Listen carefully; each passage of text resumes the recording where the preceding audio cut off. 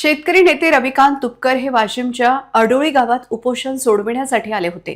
दरम्यान त्यांनी एकाची बियर आणि दुसऱ्याचा चकणा असे खळबळजनक वक्तव्य करत राजकीय वर्तुळात खळबळ उडवून दिली आहे। ज्यांच्या या वक्तव्यामुळे नवीन वाद निर्माण होण्याची शक्यता व्यक्त केली जात आहे। महाराष्ट्राच्या राजकारणात सध्या आरोप प्रत्यारोपांची जोरदार रणधुमाळी सुरू आहे।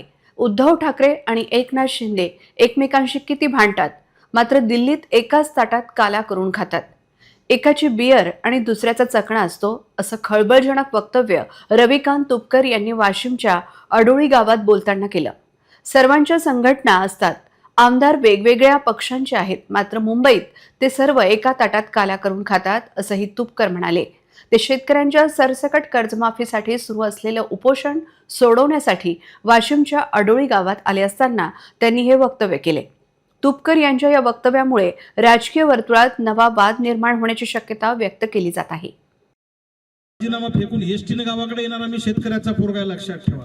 एसटीने आलो, पुन्हा तिथे गेलो नाही, दुसऱ्या पक्षात बोंबलत गेलो असतो तर मागच्या दाराने तीनदा आमदार झालो असतो, दोनदा आमदार झालो असतो।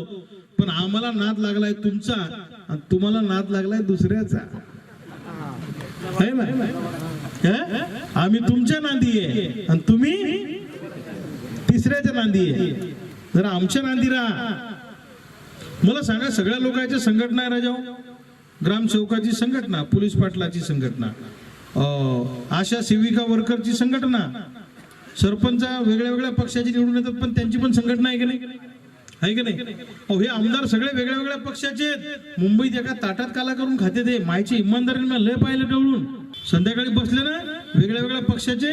आता हे उद्धव ठाकरे आणि एकनाथ शिंदे साहेब किती भांडतात, पण ती दिल्लीत एका ताटात काला करून खाते। एकाची बियर दुसऱ्याचा चकणा।